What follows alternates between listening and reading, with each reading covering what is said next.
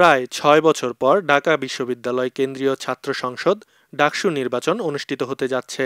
নির্বাচনকে ঘিরে ক্যাম্পাসে চলছে উৎসবমুখর পরিবেশ। ডাকসু নির্বাচন যেন ঢাকা বিশ্ববিদ্যালয়ের ছাত্র গণতন্ত্রের রূপান্তর। আবার মধুর ক্যান্টিন ইতিহাসের গভীরতার এক সাক্ষী, আজও দেশের রাজনীতি ও সংস্কৃতি অঙ্গনে সমানভাবে জীবন্ত।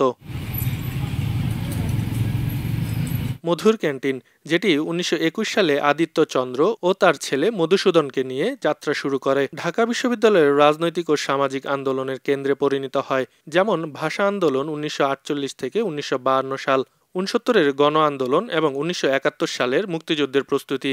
২০২৪ সালেও আন্দোলনে বিশেষ ভূমিকায় ছিল, যার স্পষ্ট স্মৃতি ও স্লোগান ফুটে আছে ক্যান্টিনের দেয়ালে দেয়ালে।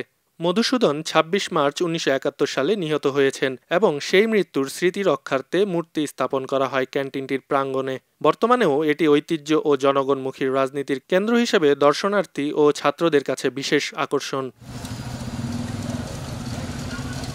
গত মঙ্গলবার ২৯ জুলাই বিকাল ৪টায় বিশ্ববিদ্যালয়ের নবাব আলী চৌধুরী সিনেট ভবনের কনফারেন্স রুমে আনুষ্ঠানিকভাবে তফসিল ঘোষণা করেন প্রধান রিটার্নিং কর্মকর্তা ডক্টর মোহাম্মদ জসিমউদ্দিন।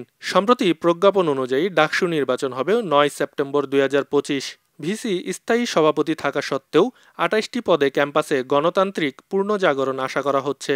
নির্বাচন কমিশন গঠন, স্বচ্ছ ভোটের কেন্দ্র, কঠোর কোড অফ কন্ডাক্ট এইসব তৈরি করেছে উৎসাহী একটি পরিবেশ।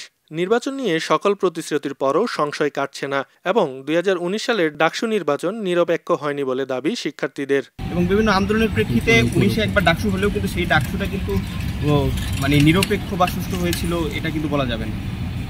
অর্থাৎ তারা যে আমাদের মতামতটাকে, আমাদের দাবিকে, আমাদের ভয়েসকে রুদ্ধ করে রাখতে চাইছিল। ডাকসুকে কোনো ক্ষমতাসীন দলগুলো একটু ভয় পায়, যার কারণে ডাকসু হলে তার একটা বড় প্রতিদ্বন্দ্বী তৈরি হবে, সেই একটা জায়গা থেকে বা তারা ডাকসুকে চাপিয়ে রাখতে চায় যে, এবং তারা চায় না যে শিক্ষার্থীদের মত প্রকাশের স্বাধীনতা থাকুক। সেই জায়গা থেকেই তারা ডাকসুটা বন্ধ করে রেখেছিল।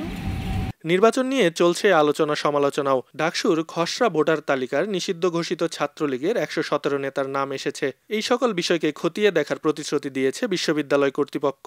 আজ ডাকসুর চূড়ান্ত ভোটের তালিকা প্রকাশের কথা রয়েছে।